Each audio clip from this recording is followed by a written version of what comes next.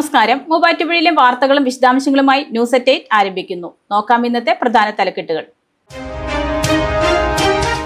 Pineapple തോട്ടങ്ങളിലെ തൊഴിലാളി ക്ഷാമം തർക്കങ്ങൾക്ക് പരിഹാരമായി പ്രതിദിന കൂലി 1000 രൂപയായി ഏകീകരിച്ചു. ശക്തമായ മഴ, കല്ലൂർക്കാട് അഗ്നിരക്ഷാ നിലയത്തിൽ വെള്ളം കയറി. ഫയർ എഞ്ചിനുകൾ, ആംബുലൻസ്, ഉദ്യോഗസ്ഥരുടെ ഇരുചക്ര വാഹനങ്ങൾ എന്നിവയെല്ലാം പകുതിയോളം വെള്ളത്തിൽ മുങ്ങി. ആരോഗ്യശീലങ്ങൾ, രാമമംഗലം ഹൈസ്കൂളിൽ യോഗാ ദിനാചരണം നടത്തി. School management board president P Sreeram ഉദ്ഘാടനം ചെയ്തു. കോതമംഗലം ടൗണിൽ പരിഭ്രാന്തി പരത്തി അന്യസംസ്ഥാന തൊഴിലാളിയുടെ ആക്രമണം. കടകൾക്കും വഴിയാത്രക്കാർക്കും നേരെ അക്രമം അഴിച്ചുവിട്ട ഇയാൾ ആംബുലൻസ് സർവീസ് നടത്തുന്ന സ്ഥാപനത്തിന്റെ ചില്ലുകൾ അടിച്ചു തകർത്തു. കുട്ടിപ്പണിയുടെ ലോകകപ്പ്, ഇളങ്ങാവ് സ്കൂളിൽ ആവേശം വിതറി സൗഹൃദ മത്സരം. അർജന്റീനയെ വീഴ്ത്തി പോർച്ചുഗൽ, പോർച്ചുഗലിനെ പൂട്ടി ബ്രസീൽ.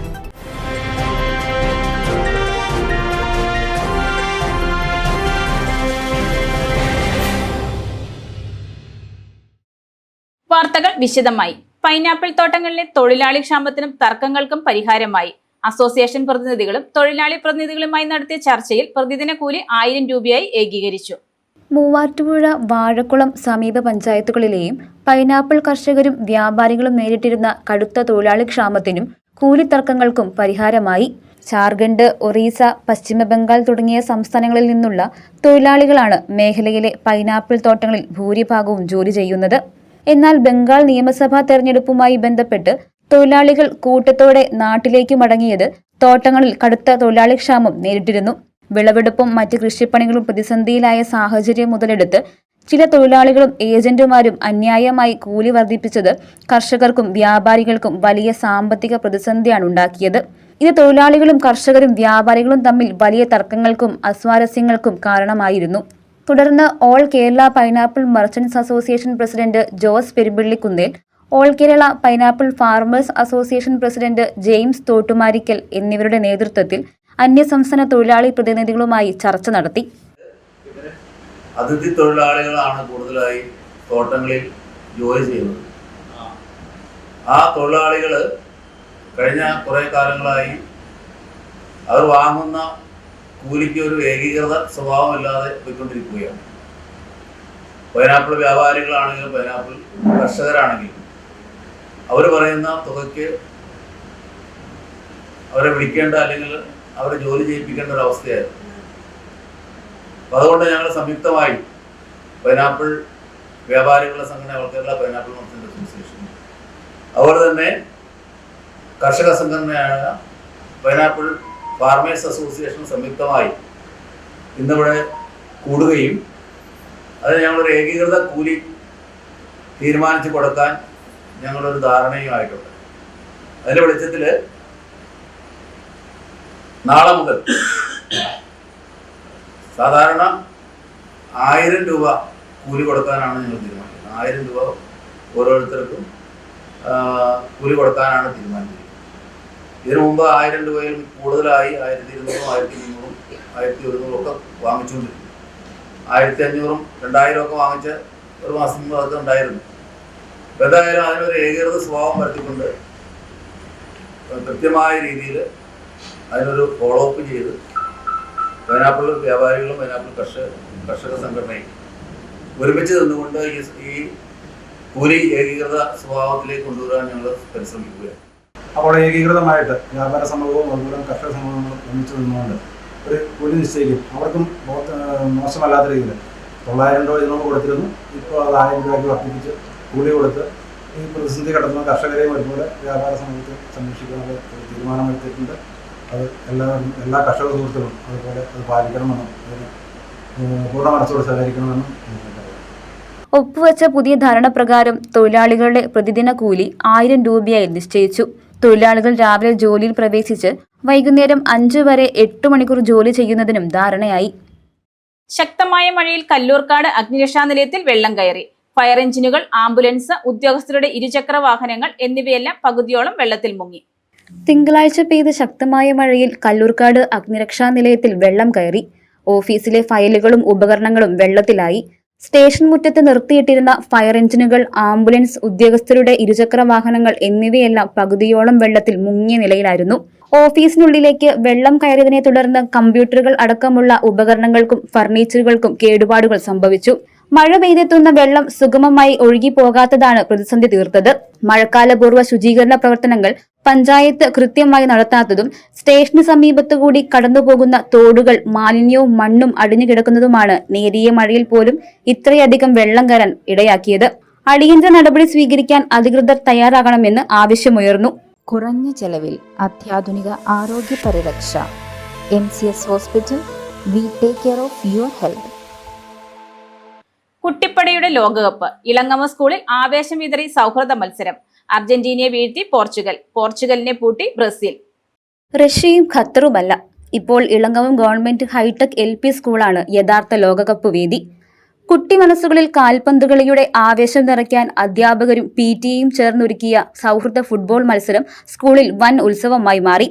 തങ്ങളുടെ പ്രിയപ്പെട്ട ടീമുകളുടെയും കളിക്കാരുടെയും ജേഴ്സി അണിഞ്ഞാണ് കുട്ടിത്താരങ്ങൾ സ്കൂളിലെത്തിയത്. മത്സരത്തിൽ ക്രിസ്ത്യാനോ റൊണാൾഡോയുടെ ചുവപ്പൻ ജേഴ്സി അണിഞ്ഞ് എത്തിയ പോർച്ചുഗൽ ആരാധകരായിരുന്നു ഭൂരിപക്ഷം. തൊട്ടുപിന്നാലെ മെസ്സിയുടെ നീലയും വെള്ളയും ജേഴ്സി അണിഞ്ഞ് അർജന്റീനൻ പടയും എത്തി. മൈതാനത്ത് നടന്ന വാശിയേറിയ പോരാട്ടത്തിൽ അർജന്റീനയെ എതിരില്ലാത്ത 3 ഗോളുകൾക്ക് തകർത്ത് പോർച്ചുഗൽ തങ്ങളുടെ കരുത്ത് തെളിയിച്ചു.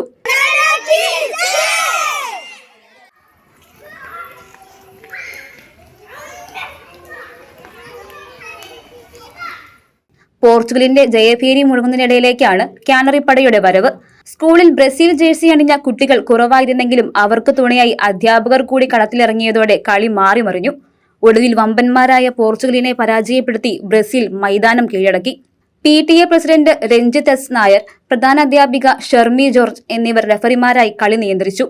പുസ്തകത്താളുകൾക്ക് പുറമെ കളിക്കളത്തിലെ ഈ കൂട്ടായ്മ കുട്ടികളിൽ കായിക പ്രേമവും സൗഹൃദവും വളർത്താൻ ഏറെ സഹായിച്ചതായി അധ്യാപകരും രക്ഷകർത്താക്കളും ഒരേ സ്വരത്തിൽ പറഞ്ഞു.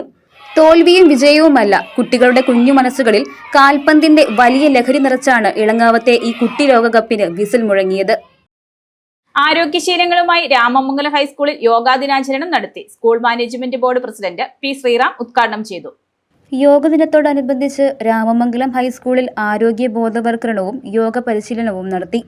School management board president P. Sreeram ഉദ്ഘാടനം ചെയ്തു. വേണി പ്രേം വിദ്യാർത്ഥികൾക്ക് യോഗയുടെ പ്രാധാന്യത്തെക്കുറിച്ച് പറഞ്ഞു നൽകുകയും യോഗ പരിശീലനം നൽകുകയും ചെയ്തു. PTA president P. K. Ratheesh അധ്യക്ഷത വഹിച്ച ചടങ്ങിൽ headmistress Sindhu Peter, staff secretary Harish R. Namboodiripad, അധ്യാപകരായ MN Praseetha, Shaiji K. Jacob, Nayana Elias എന്നിവർ പ്രസംഗിച്ചു. നേത്ര സംരക്ഷണത്തിന് നമ്മുടെ അഹല്യ ഫൗണ്ടേഷൻ ഐ ഹോസ്പിറ്റൽ, കേരളത്തിൽ എല്ലായിടത്തും. കോതമംഗലം ടൗണിൽ പുലർച്ചെ പരിഭ്രാന്തി പരത്തി അന്യസംസ്ഥാന തൊഴിലാളിയുടെ ആക്രമണം.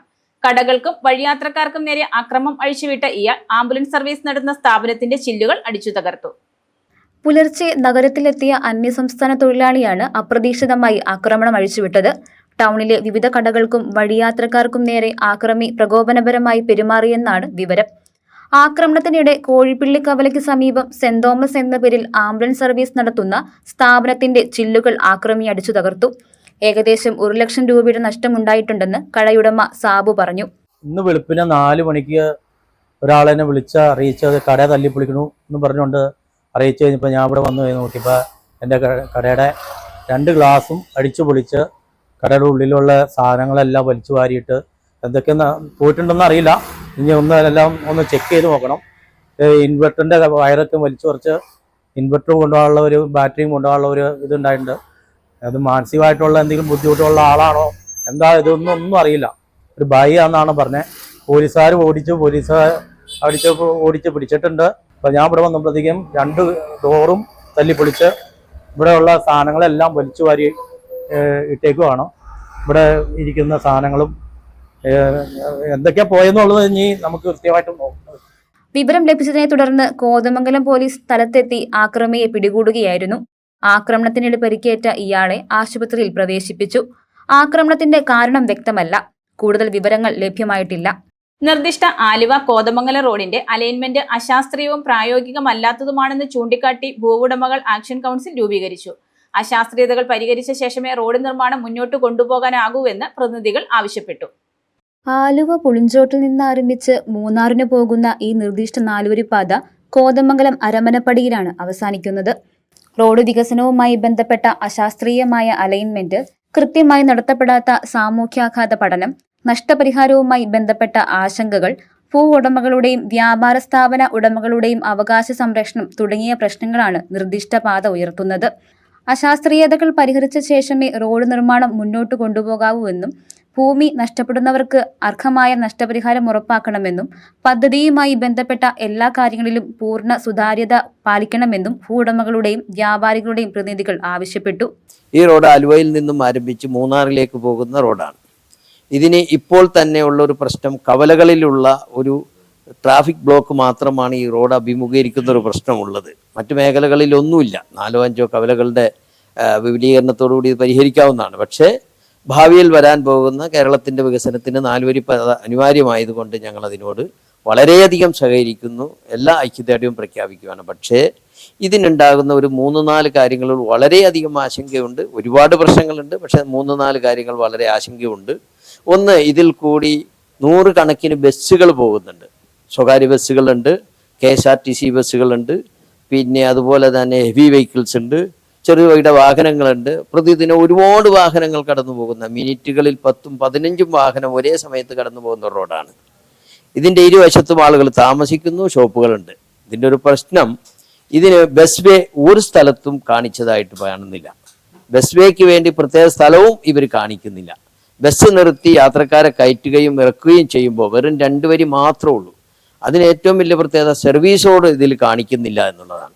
23 മീറ്റർ വീതിയിൽ ഈ പാതയെടുക്കുമ്പോൾ 2 മീറ്റർ വീതം ഇരുവശത്തും കാനകൾക്ക് പോയി 2 മീറ്റർ സെൻറ്ററിൽ മീഡിയനും പോയി കഴിയുമ്പോൾ വെറും 17 മീറ്ററിൽ 4 വരി പാത ഇവർ കൊണ്ടുപോവുകയാണ്. ഇത് വലിയ അപകടമാണ്. ഒരു വണ്ടി കേട് വന്നാൽ, ഒരു വണ്ടി അപകടമുണ്ടായാൽ ഈ വണ്ടി മാറ്റിയിടുവാനുള്ള സ്റ്റോറേജ് പ്ലേസ് പോലും ഇതിലില്ല.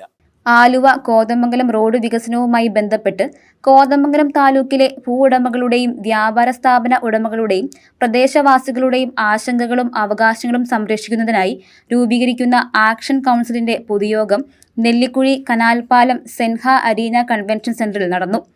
യോഗത്തിൽ TJ ജോർജ് ചെയർമാനായും റിസ്വാൻ കോയ ജനറൽ സെക്രട്ടറിയായും അഡ്വക്കേറ്റ് ജോസ് വർഗീസ് ട്രഷററായും തെരഞ്ഞെടുക്കപ്പെട്ടു. വെറുമൊരു ബിരുദമല്ല, മികച്ചൊരു കരിയർ. ആധുനിക സൗകര്യങ്ങളും സുരക്ഷിതമായ ഹോസ്റ്റലുകളും ഇവിടെ നിങ്ങൾക്കായി ഒരുങ്ങുന്നു. 2026-27 അഡ്മിഷനുകൾ ആരംഭിച്ചു. ഇന്ന് തന്നെ അപേക്ഷിക്കൂ. വടാട്ടുപാറയിൽ ഉമ്മൻചാണ്ടി പാലിയേറ്റീവ് കെയറിന്റെ ഉദ്ഘാടനവും മികച്ച വിജയം നേടിയ വിദ്യാർത്ഥികളെ ആദരിക്കലും നടത്തി. ഇടുക്കി MP ഡീൻ കുര്യാക്കോസ് ഉദ്ഘാടനം നിർവഹിച്ചു. വടാട്ടുപാറ കോൺഗ്രസ് മണ്ഡലം കമ്മിറ്റിയുടെ നേതൃത്വത്തിൽ ഉമ്മൻചാണ്ടി പാലിയേറ്റീവ് കെയറിന്റെ ഉദ്ഘാടനവും മികച്ച വിജയം നേടിയ SSLC+2 വിദ്യാർത്ഥികളെ ആദരിക്കലും നടത്തി. ഇടുക്കി MP ഡീൻ കുര്യാക്കോസ് ഉദ്ഘാടനം നിർവഹിച്ചു. സാധാരണക്കാരെയും പാവപ്പെട്ടവരെയും ചേർത്ത് നിർത്തിയ പ്രിയ നേതാവായിരുന്ന കേരളത്തിലെ മുൻ മുഖ്യമന്ത്രി ഉമ്മൻചാണ്ടിയുടെ നാമത്തിലുള്ള പാലിയേറ്റീവ് കെയർ നാടിന് അഭിമാനമാണെന്നും ഡീൻ കുര്യാക്കോസ് MP പറഞ്ഞു. ഉമ്മൻചാണ്ടി സാറിന്റെ നാമധേയത്തിലാണ് കേരളം ഇന്ന് വരെ കണ്ടതിൽ വെച്ച് സാധാരണക്കാരെയും പാവപ്പെട്ടവരെയും ചേർത്ത് നിർത്തിയ ഒരു ജനനേതാവ് എന്ന നിലയിൽ, ഭരണാധികാരി എന്ന നിലയിൽ ഉമ്മൻചാണ്ടി സാറിന്റെ ആ ഒരു വലിയ സാന്നിധ്യം കേരളം നിങ്ങൾ ഒരിക്കലും മറക്കില്ല. അപ്പോൾ ആ സ്മരണാർത്ഥം പാലിയേറ്റീവ് കെയർ വാഹനം, പഠനോപകരണങ്ങളുടെ വിതരണം ഈ നാട്ടിലെ എല്ലാ കുട്ടികളിലും യോഗ്യതയുള്ളവരെ തിരഞ്ഞെടുത്തുകൊണ്ട് ഇവിടെ സംഘടിപ്പിക്കുകയും അതോടൊപ്പം തന്നെ മികവിന്റെ പേരിൽ 1ാം സ്ഥാനത്ത് എത്തിപ്പെട്ട നാടിന്റെ അഭിമാന താരങ്ങളെ ആദരിക്കുന്നു. കോൺഗ്രസ് പാർട്ടി ഈ നാടിന്റെ ജനമനസ്സിനോട് ഒത്തുചേർന്ന് നിന്നുകൊണ്ട് ഇതുപോലെ ഒരു പരിപാടി സംഘടിപ്പിക്കുന്നു എന്നുള്ളതാണ് ഏറെ ആവേശം. വടാട്ടുപാറ മണ്ഡലം കോൺഗ്രസ് കമ്മിറ്റിയുടെ പ്രസിഡന്റ് ജോൺസൺ കാച്ചപ്പിള്ളി അധ്യക്ഷത വഹിച്ച ചടങ്ങിൽ കോതമംഗലം MLA ഷിബു തെക്കുംപുറം പഠനോപകരണ വിതരണം ഉദ്ഘാടനം നടത്തി.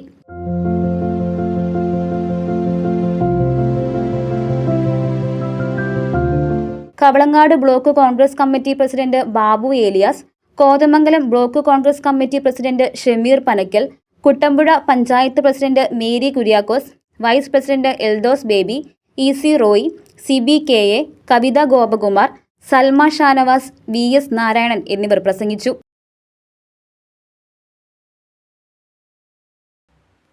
കോതമംഗലം രൂപതാ വൈദികൻ ഫാദർ പയസ് അത്തിക്കൽ നിര്യാതനായി. സംസ്കാരം ബുധനാഴ്ച 10-ന് കരിമണ്ണൂർ സെന്റ് മേരീസ് ഫൊറോന പള്ളിയിൽ. പരേതൻ ഉദയഗിരി, മുക്കുടം, കുഞ്ചിത്തണ്ണി തുടങ്ങിയ പള്ളികളിൽ വികാരിയായും Pottankad saint Sebastian's, Mankulam saint Mary's, Irattayar saint Thomas സ്കൂളുകളിൽ പ്രധാന അധ്യാപകനായും ലുമൻ കോളേജ് ഡയറക്ടറായും പ്രവർത്തിച്ചിട്ടുണ്ട്. കരിമണ്ണൂർ അത്തിക്കൽ പരേതരായ ഉഹന്നാന്റെയും ബ്രിജീത്തയുടെയും മകനാണ്. സഹോദരങ്ങൾ sister Daisy, sister Treesa Jose, Mary, പരേതരായ Mathew, Emmanuel, father Francis Athikkal.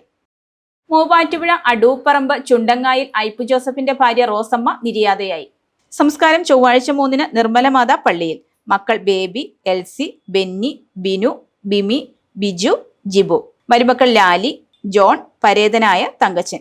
Achayans gold 20 വർഷത്തെ പാരമ്പര്യം, 26 ഷോറൂമുകൾ. കോൾ 8590046916. ന്യൂസ് അറ്റ് 8 പൂർണ്ണമാകുന്നു. നമസ്കാരം.